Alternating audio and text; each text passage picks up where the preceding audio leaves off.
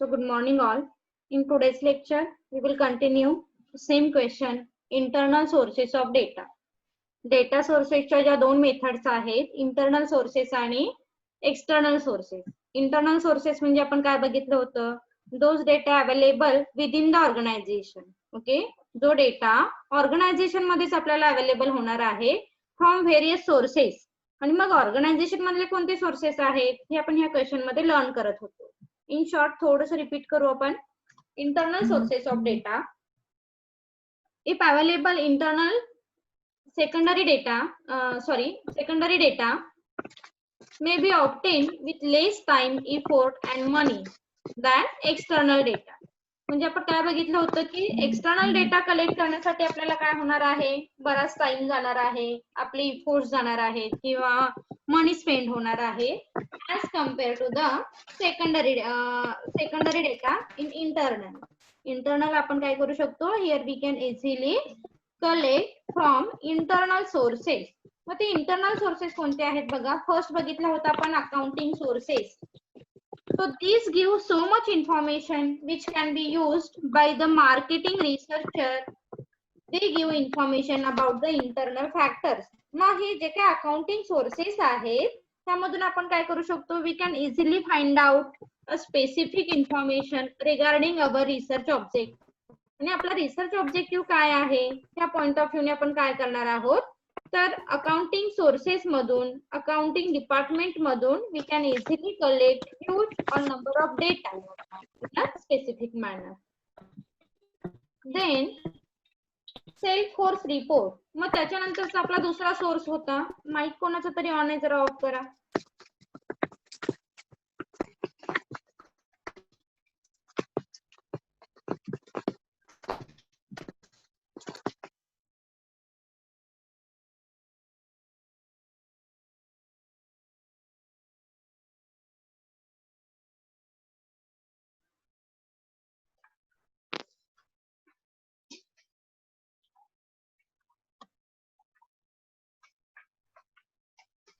So mic of कर.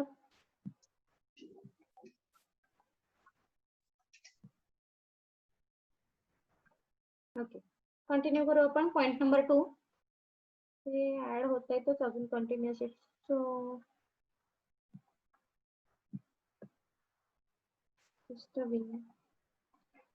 Self force report. Sales force report मध्ये आपण काय बघितलं होतं, it give information about the sale of product. Okay, sales force report मधून आपण काय करू शकतो, we can collect information regarding sale or turnover. म्हणजे आपला टर्नओव्हर किती होतो किंवा सेल किती झालेला आहे, ही जी इन्फॉर्मेशन आहे ती आपण सेल्स फोर्स रिपोर्ट मधून we can easily collect, we can easily find out. The information provided is of outside the organisation. Okay, आणि अशी इन्फॉर्मेशन आपण आउटसाइड ऑर्गनायझेशनला सुद्धा प्रोव्हाइड करू शकतो. Then third point, internal expert. Internal expert मध्ये काय बघितलं होतं आपण, these are people who are heading, that means head the various department. They can give an idea of how to particular thing is working. म्हणजे प्रत्येक department मध्ये actual काय working होतं, such a types of information provided by head of the department, and this information is useful for take a research decision. Okay, म्हणजे बऱ्याच वेळी आपल्याला लक्षात पण येत नाही की कोणत्या डिपार्टमेंटचं काय वर्किंग चालू आहे किंवा हा डाटा आपण कुठे यूज करू शकतो. सो ही जी इन्फॉर्मेशन आहे हे इंटरनल एक्सपर्ट जे आहेत यांच्याकडून आपण we can easily collect such a types of information. Then point number 4 कडे आलो होतो आपण, miscellaneous report. These are what information you are getting from operational report. आणि ह्या ऑपरेशनल रिपोर्टची इन्फॉर्मेशन आपण मिसलेनियस रिपोर्ट मधून काय करू शकतो, we can easily collect with the help of miscellaneous report. Okay, operating information operating report मधून find out करू शकतो. हे होते काही आपले internal sources from collecting secondary data. आता त्याच्यानंतर आपल्याला डिटेल बघायचे आहेत external sources of secondary data. मग जो काही आपण सेकंडरी डेटा कलेक्ट करतो त्याचे एक्सटर्नल सोर्सेस कोणते आहेत हे डिटेल इथे बघणार आहोत.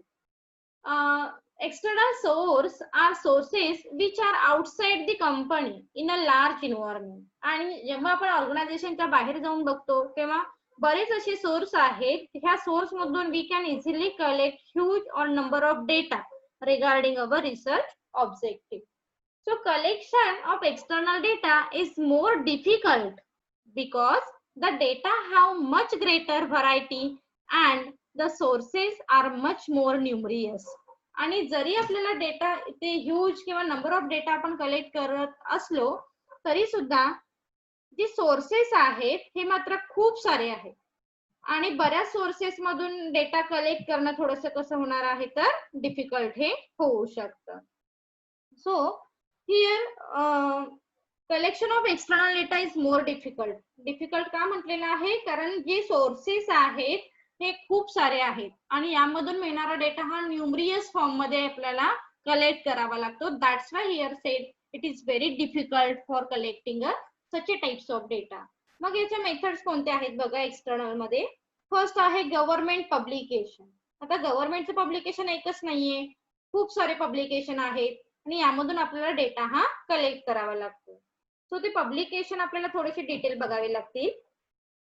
Government sources provide an extremely rich pool of the data for the researcher.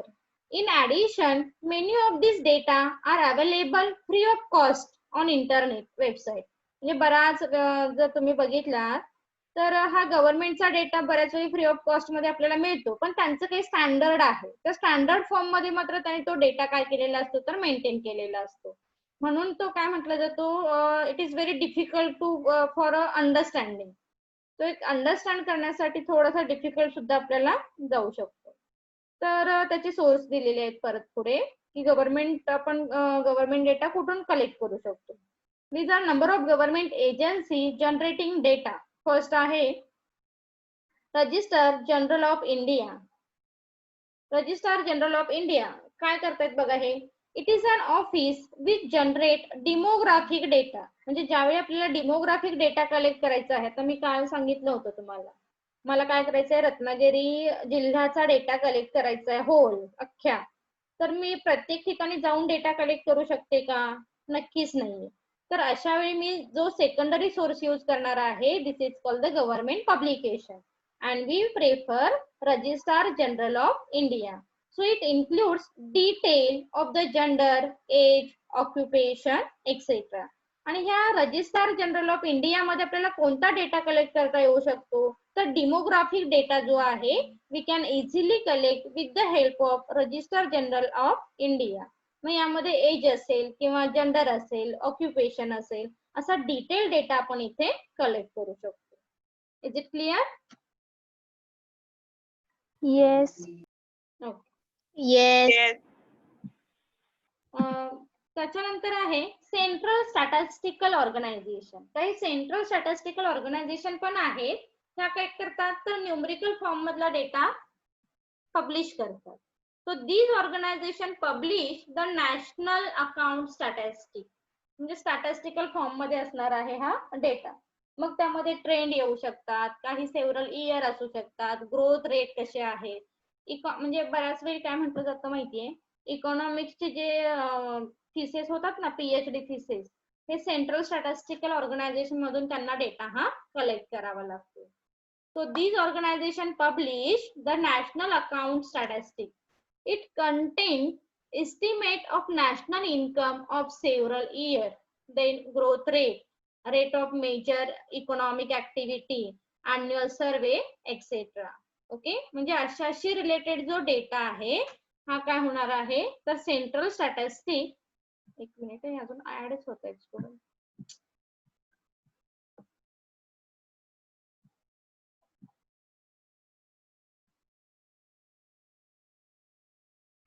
So काय होणार आहे हे जे डेटा आहे हा सेंट्रल स्टॅटिस्टिक ऑर्गनायझेशन प्रोव्हाइड करेल.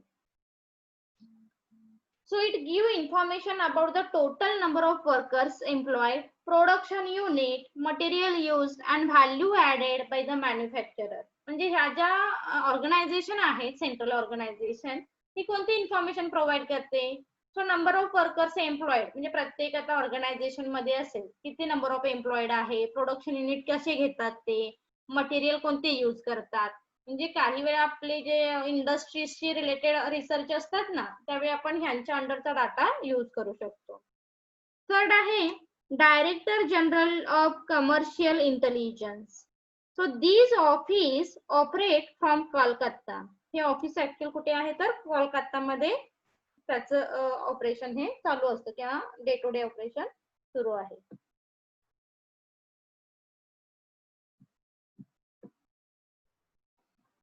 So it give information about foreign trade. मग हे डायरेक्ट जनरल कमर्शियल इंटेलिजन्स काय प्रोव्हाइड करतायत तर तुमचा जो इम्पोर्ट एक्सपोर्टचा डाटा आहे हा डाटा तुम्हाला दाखवण्याचं काम किंवा हा डाटा आपण ह्या ऑफिसच्या अंडर काय करू शकतो कलेक्ट करू शकतो. This figure are provided region wise and country wise. म्हणजे तुम्हाला एका स्पेसिफिक रिजनची जरी इन्फॉर्मेशन हवी असेल we can easily collect with the help of these sources. as well as we can collect country wise information. म्हणजे कंट्री वाईज जरी तुम्हाला वेगवेगळी इन्फॉर्मेशन हवी असेल तो ह्यामधून सुद्धा तुम्ही डेटा हा कलेक्ट करू शकता. लक्षात येत आहे. म्हणजे बऱ्याच वेळा आपण कन्फ्युज होतो की अरे माझा हा टॉपिक आहे ना, मग मी इतका डाटा कुठून सर्च करणार. तर हे खूप महत्वाचे सोर्सेस आहेत लक्षात ठेवा एक्सटर्नल, की यामधून आपल्याला हवा तो डाटा आपण काय करू शकतो कलेक्ट करू शकतो. सो हे सोर्सेस लक्षात ठेवा कोणते कोणते कशासाठी यूज केले जातात. सो पुढे जाऊ आपण. नेक्स्ट आहे ministry of commerce and industries.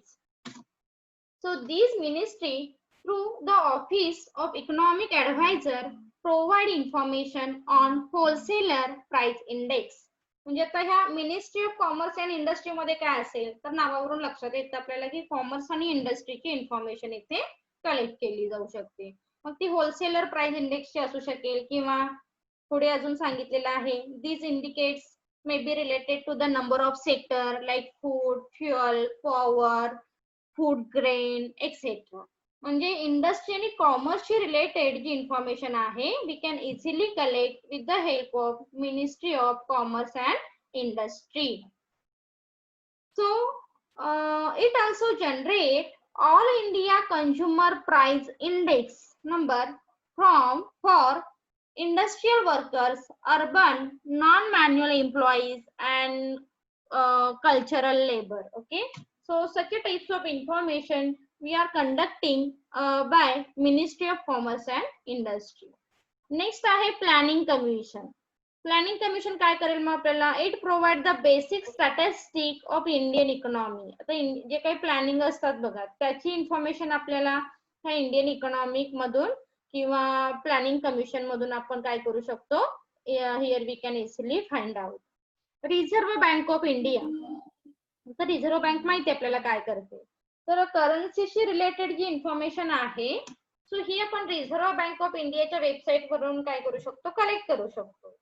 This provide information on banking services and investment. म्हणजे कोणत्याही बँकेची ऍक्च्युअल इन्फॉर्मेशन तुम्हाला हवी असेल तरी सुद्धा किंवा एखाद्या बँकेला रिझर्व्ह बँक किती लोन देते किंवा त्यांचे रेट कसे असतात मग CRR कसा मेंटेन केला जातो व्हॉट एव्हर. ओके, ह्या गोष्टी आपण रिझर्व्ह बँक ऑफ इंडियाच्या वेबसाईट वरून कलेक्ट करू शकतो.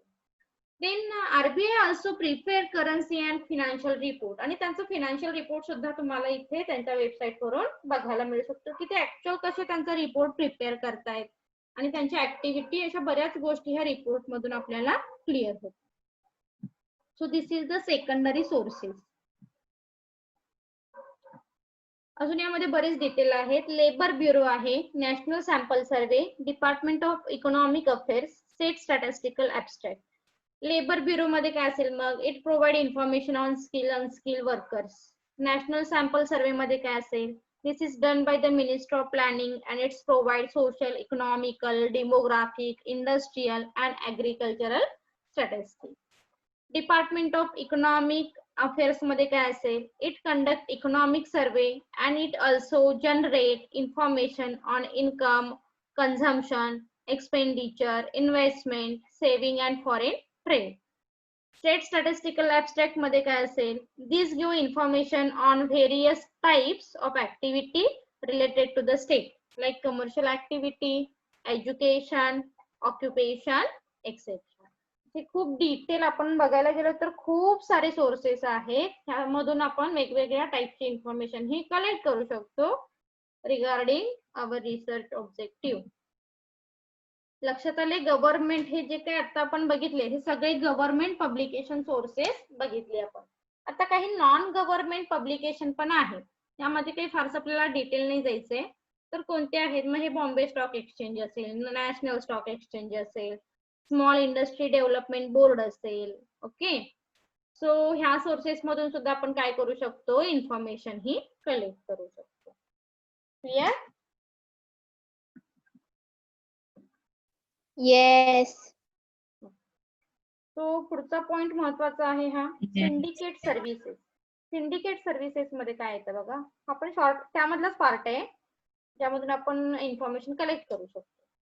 These services are provided by certain organizations which collect and tabulate the marketing information on a regular basis for a number of clients who are the subscribers to these services.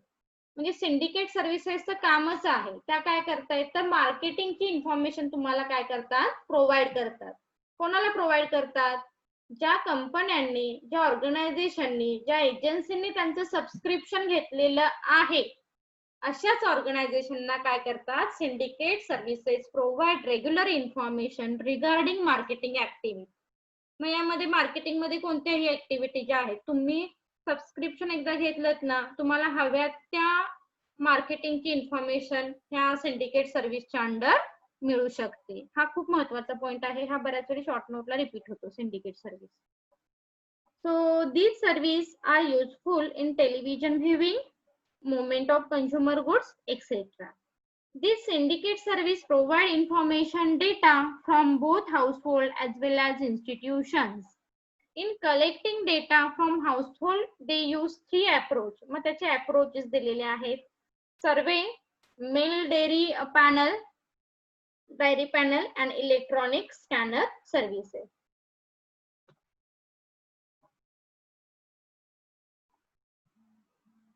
Okay, so ह्या sources मधून काय करणार? ते data हा collect करणार आहे. These conduct survey regarding lifestyle, sociographic, general topic, etc. It may related to field like purchase, media, and these are used to generate data on a value. Okay, so syndicate services फक्त features लक्षात ठेवा. Syndicate services provide marketing information service only subscriber company or subscriber organization. ज्या ऑर्गनायझेशननी, ज्या कंपनीने किंवा ज्या एजन्सींनी त्यांचे subscription घेतलेले आहे अशा ऑर्गनायझेशनना फक्त काय करतील? त्या सर्व्हिसेस या प्रोव्हाइड करतील. Is it clear question? Yes. Okay, so our next question, and this is the last question, chapter number 2, unit number 3 मधला जो chapter number 2 आहे, secondary data. Secondary data मधला हा last question असेल. So our last question is evaluation of secondary data.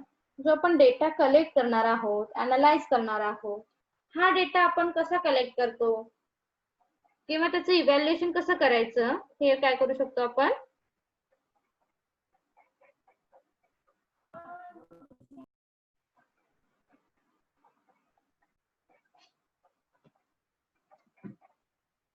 तर evaluation बघा कसं करणार आहोत. Secondary data suffer from many deficiency like availability, accuracy, relevancy and suitability.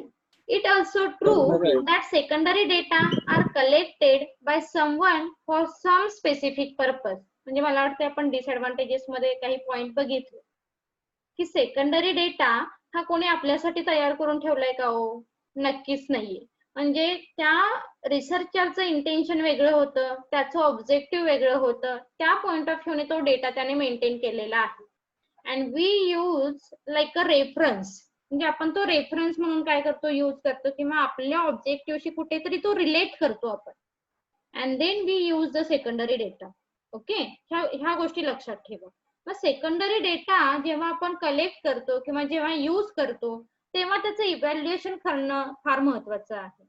Therefore, before using data for research purpose, it is necessary to modify or make some acceptable changes to make it usable for the project on the hand.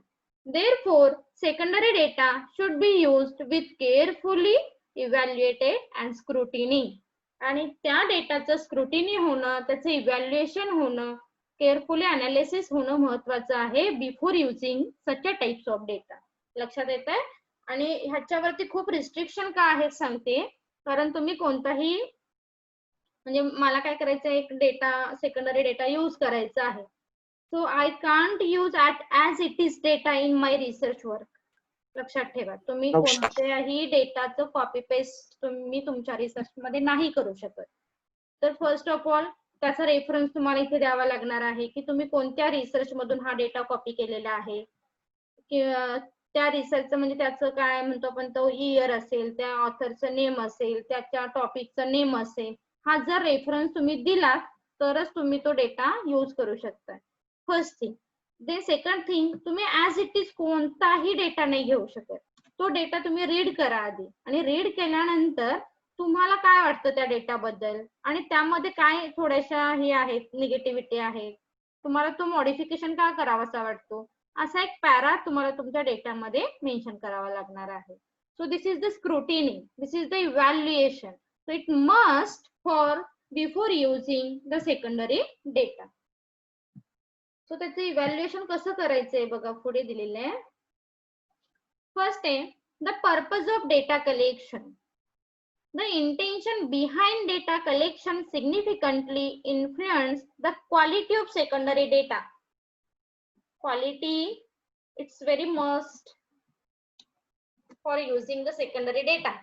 तर intention behind the data collection significantly influence the quality of secondary data. Intention बघा आधी तुम्ही काय आहे, त्याचा purpose काय आहे हे बघणं महत्वाचं आहे.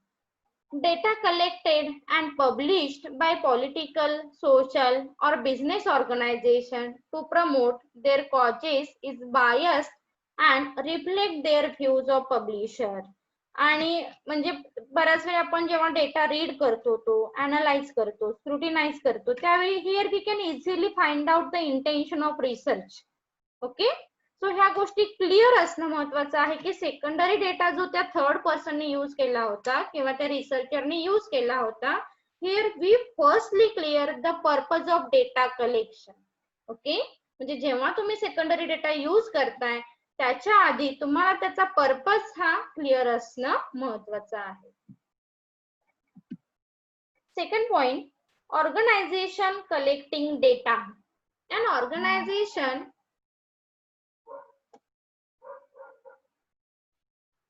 organization which is engaged in the collection and publication of data as its main function is sure to furnish reliable data.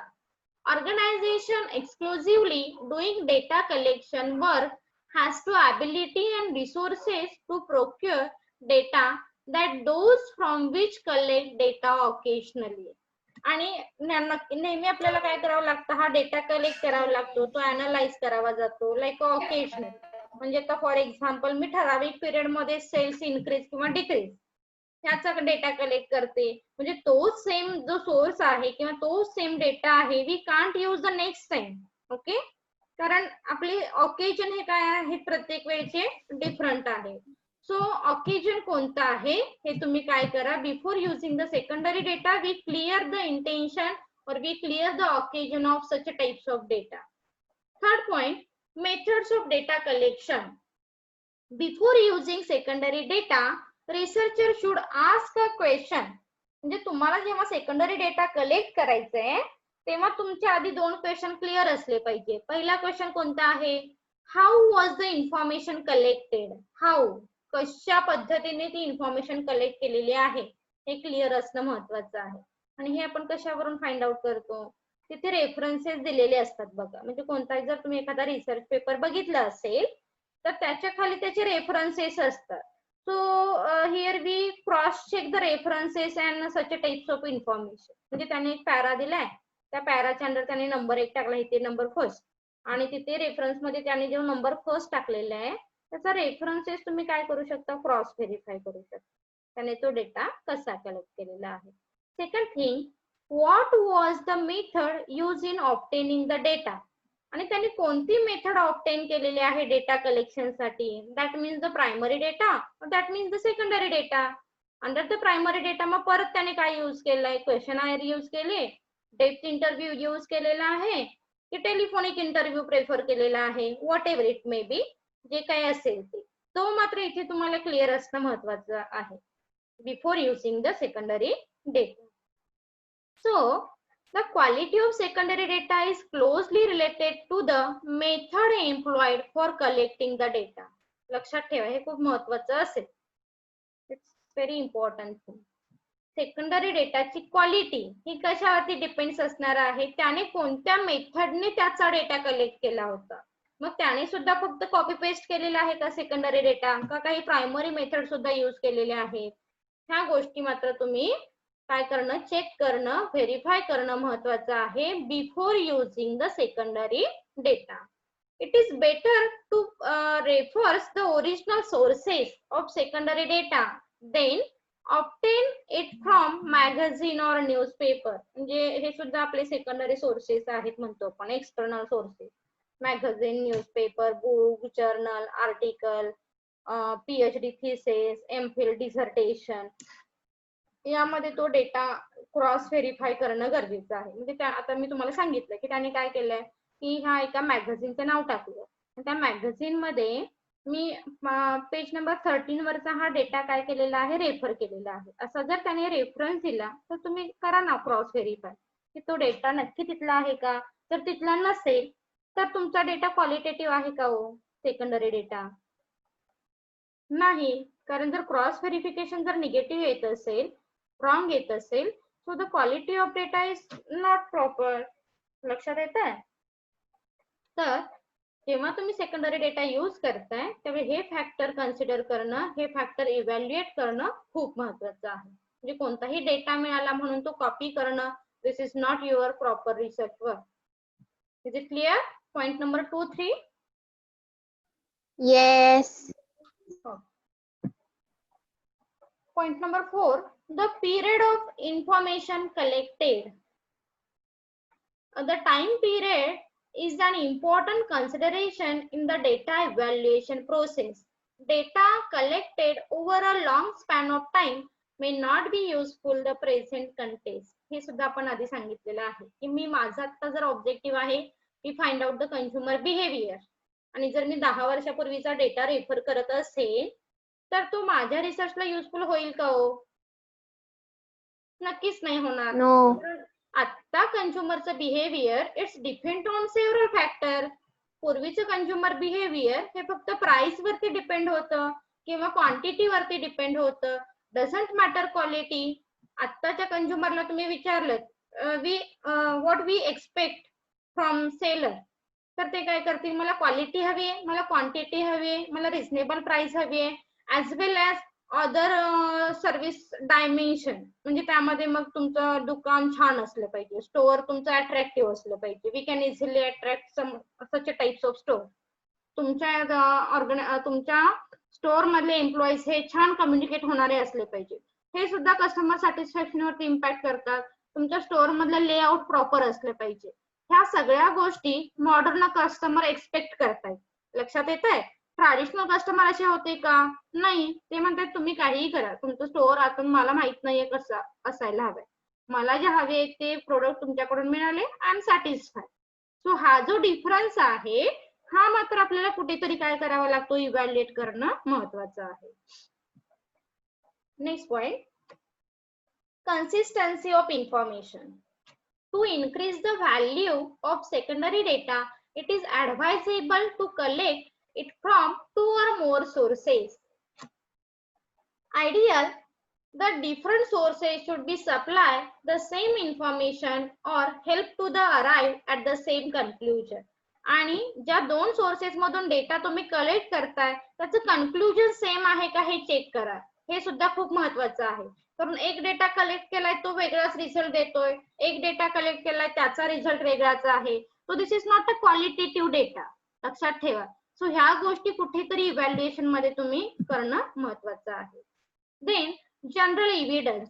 It refers to the physical aspect of the secondary data, indicating the objective and carefulness of data collection and presentation manner of presenting information overall.